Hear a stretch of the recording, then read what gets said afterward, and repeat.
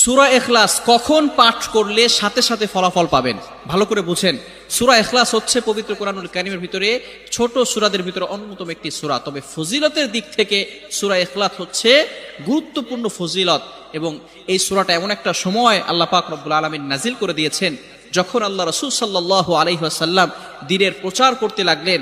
এমন সময় আল্লাহ পাক রব্বুল আলামিন এক আল্লাহর দাওয়াত দিতে লাগলেন। তখন কাফেররা আল্লাহ রাসূল সাল্লাল্লাহু আলাইহি সাল্লামকে কোশ্চেন করলো যে মুহাম্মদ, তুমি তো এক আল্লাহর দাওয়াত দাও, আমরা তো কোটি কোটি দেবতার পূজা করি, তারা আমাদের সমস্যার সমাধান করতে পারে না। তুমি যে আল্লাহর দাওয়াত দাও সেই আল্লাহ কয়জন এবং সেই আল্লাহর সন্তান আছে কিনা?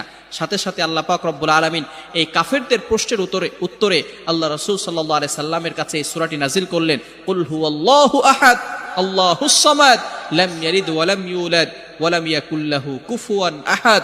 আল্লাহ পাক রব্বুল আলামিন এক, অদ্বিতীয়, এবং আল্লাহ